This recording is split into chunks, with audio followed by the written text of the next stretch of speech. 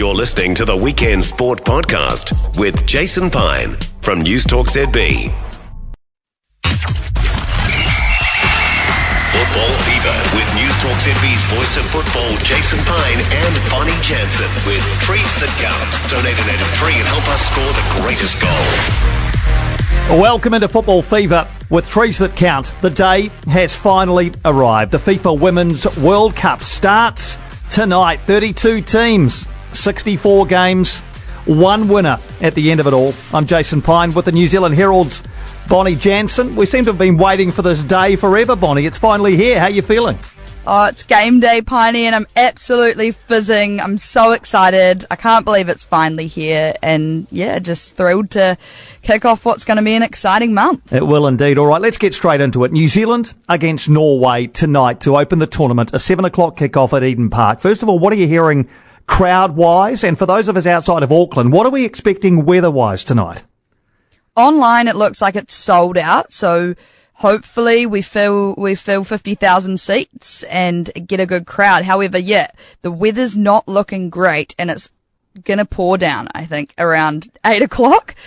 And people are saying they might not come to the game if the weather's terrible. So fingers crossed they do, because why would you want to miss this? Well, that's right. That's the advice I would give on behalf of those who are outside of the Auckland region and can't get there tonight but wish they could. If you are umming and ahhing and you do have a ticket and access to the game tonight, then I would just get an extra layer on, maybe a rain jacket and a hoodie or something like that, and get along to support New Zealand tonight against Norway. New Zealand are 26th in the world. Norway are 12th. What should our realistic expectations be of New Zealand tonight? Is a result possible for the Football Ferns against Norway? Look, it's definitely possible, Piney. You know that. I know that. It'll be tough, though. And so I think any non-football fan football head that's watching the game, don't expect, it to be everything lost if we lose tonight. We're looking for a good performance, not conceding too many goals, and hopefully getting a couple of goals ourselves. Okay, let's have a look at how New Zealand might line up tonight. Jitka Klimkova has kind of almost given us an idea of what her best 11 is, the way that New Zealand lined up against Vietnam in Napier 10 days ago with that good 2-0 win. By the sounds of it, it was a similar side against Italy in their behind closed doors friendly. Can you see Jitka deviating too much from the side that played in those two games from the first whistle?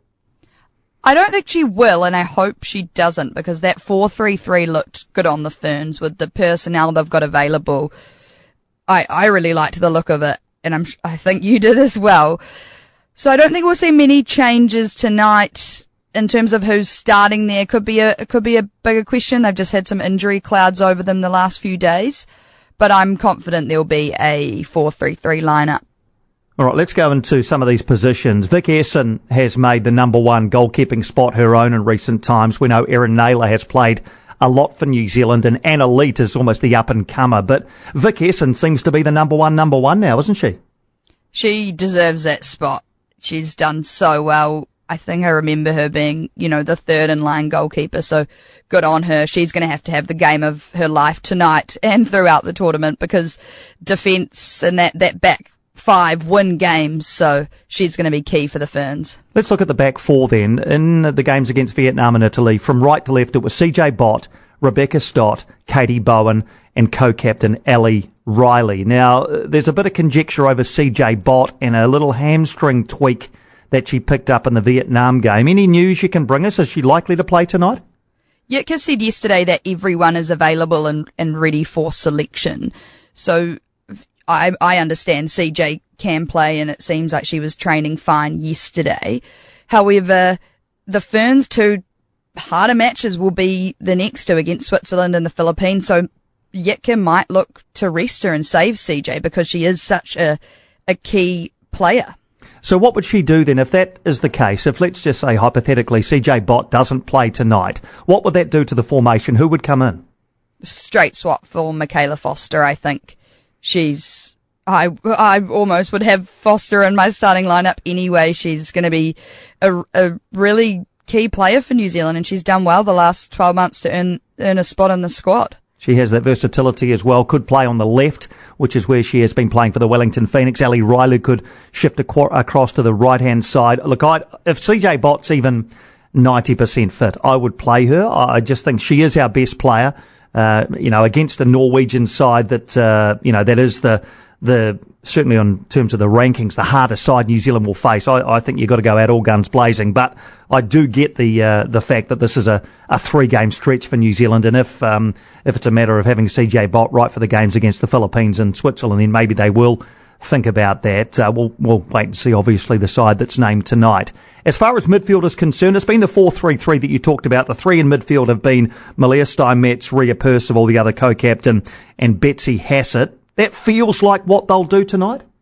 Yeah, it does. It does feel like that's what they're going to do. Betsy's, I think there's also been a little injury cloud over her, but then yesterday they confirmed no, that was in fact just resting her. But they've got some good midfielders that they could, bring on off the bench, like Liv Chance, like Annalie Longo, and like Daisy Cleverley. But I think those 3 will start the match tonight, and I hope to see Malia Steinmetz in that number 6 role. What role do you see Annalie Longo playing in this World Cup? It's her 5th World Cup, along with Percival and Ali Riley. A 5th World Cup for one of the real veterans of this Football Ferns side. We know that she's fought back from an ACL and got herself right in time.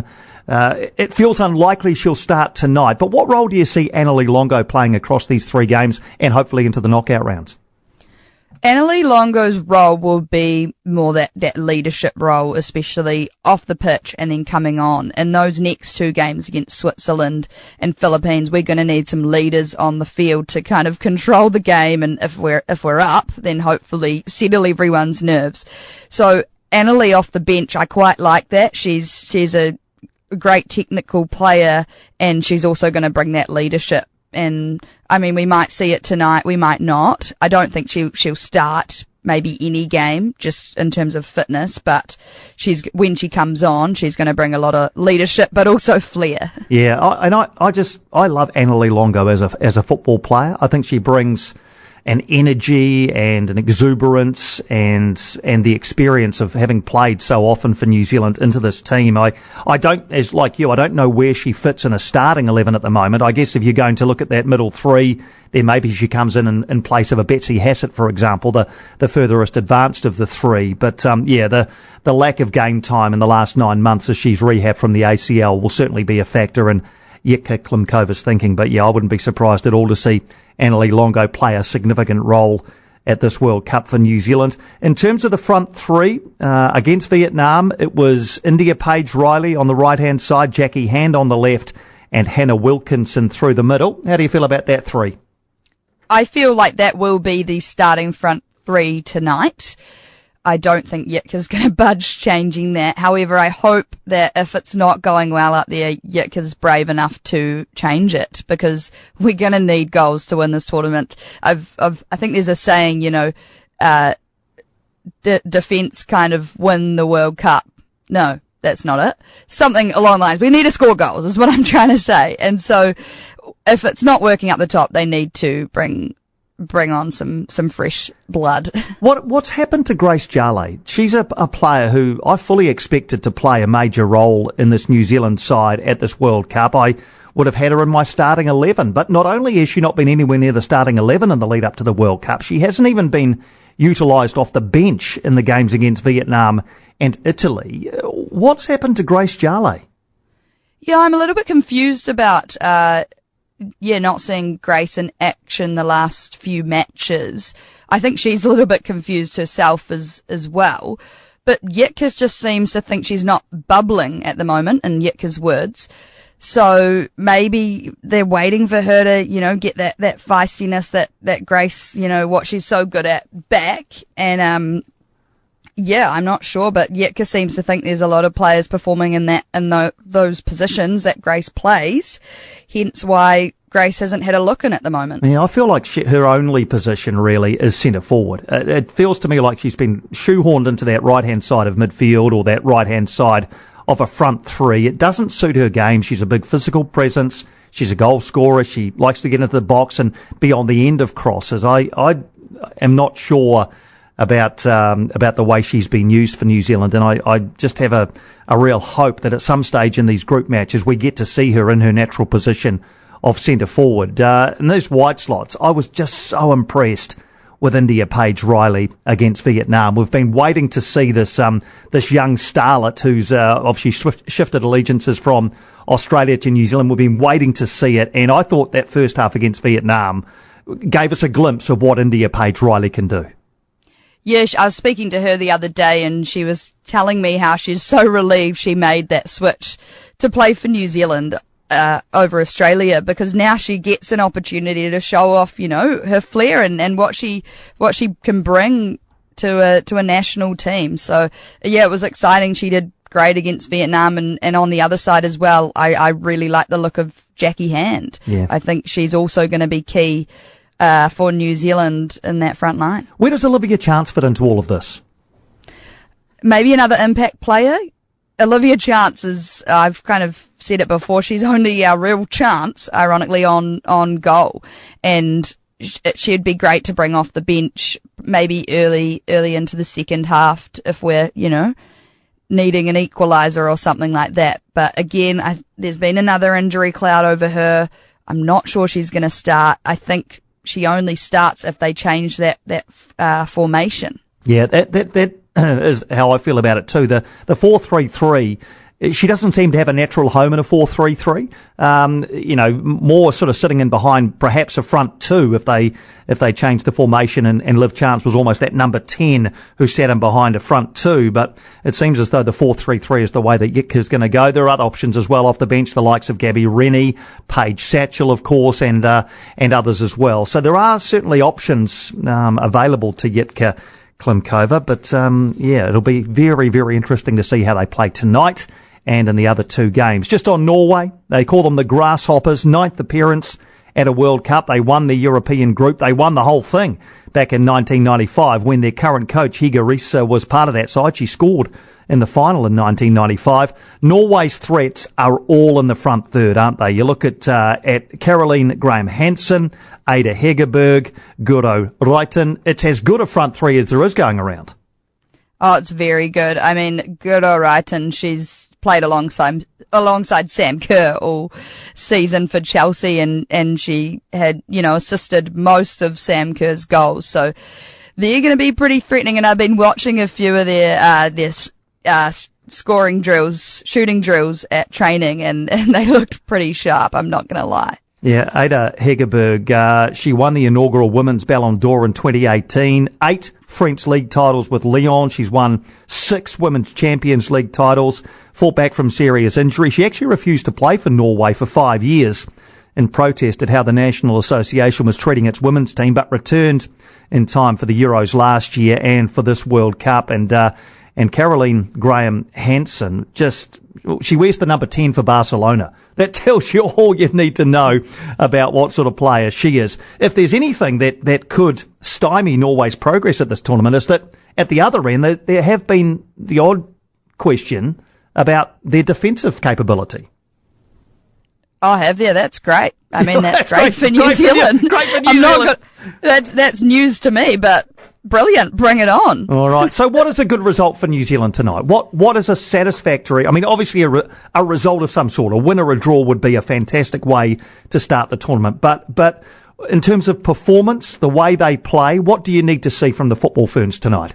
Yeah, exactly. As I said earlier, anyone looking at it, if the Ferns don't win, everyone's going to be like, oh, it's not good enough in classic New Zealand style, Kiwi style. But it's unlikely we're going to win. What I want to take out of this is not conceding in the first 60 minutes. That way we get, the crowd behind them even more. If we can hold out Norway towards the end of the match, the crowd's really going to get behind them. And then if we concede a couple of late goals, that's fine, because then, fans can have some optimism and some hope leading into the next two games. I don't want to concede more than 3 goals. Yeah, I think for the non-football heads, if they see a heavy defeat tonight from the Football Ferns, that will rightly or wrongly, that will frame up the narrative for the tournament. Look, I'm like you. I think a narrow loss with a good performance would be okay. It wouldn't be catastrophic in terms of their chances of getting through to the round of 16 with still games against the Philippines and Switzerland to come. But yeah, a loss like they suffered earlier this year against the likes of the United States and Portugal would be a really, tough one to rebound from in terms of the narrative of this side amongst the general New Zealand public. Let's hope it's a good performance tonight. 7 o'clock, Eden Park, New Zealand open the FIFA Women's World Cup against Norway. Football Fever with Jason Pine and Bonnie Jansen with Trees That Count. Donate a native tree and help us score the greatest goal. Just a quick look at the second game tonight, which is in Group B, Australia against Ireland. Sydney, 75,000 are scheduled to turn up at Stadium Australia tonight. You see Australia winning their opening game against Ireland? I do. I would love Australia to win their opening game. They've done so well in terms of their build-up over there, and I'm kind of jealous that I'm not there, to witness that atmosphere, but I think they will have one up over Ireland tonight. Yeah, I kind of get the same feeling. We talk about being a little bit pessimistic on this side of the ditch. Over there's real optimism that they will win that group and progress. And look, they've won 9 of their last 10 games. Ireland are at the World Cup for the first time. There'll be a hugely passionate Australian support there tonight. But isn't it great though that we're talking about the opening night of the World Cup, 40-odd thousand at Eden Park, 75,000 at Stadium Australia in Sydney. Look, if this is the way that this tournament's going to be supported, then bring it on, I say. I just can't wait for the rest of it. Yeah, it's so exciting, and we've talked about it before, but I don't think New Zealand's ready. Like, when you hear those numbers, it's exciting. It shows that it will be a big occasion down under. So yeah, just thrilled that people will start to get around it, and more so as the tournament progresses. Yep, and we'll bring you a fresh episode of Football Fever every day as we review and preview every one of these games. So New Zealand-Norway tonight at 7 New Zealand time. Australia against Ireland in Sydney from 10 o'clock New Zealand time. Just to finish, Bonnie, prediction for the New Zealand game tonight? I am going to say 2-0 Norway. I'm usually very optimistic. A draw or 2-0 Norway? All right, I'm going to go on the more optimistic side and pick a 1-1 draw and a springboard for New Zealand, hopefully to go into the knockout rounds of the World Cup for the first time. Enjoy tonight. You're one of the lucky ones who gets to be there. I presume you're heading along? Yes, I'll be there working for the Herald, but I'll be updating my Twitter as we go. So yeah, it's going to be exciting. Enjoy it tonight. We look forward to hearing all about it tomorrow. A fresh episode of Football Fever will drop just before lunch tomorrow. The Football Fever podcast with Jason Pine and Bonnie Jansen with Trees That Count. Donate a native tree and help us score the greatest goal. For more from Weekend Sport with Jason Pine, listen live to News Talk ZB weekends from midday or follow the podcast on iHeartRadio.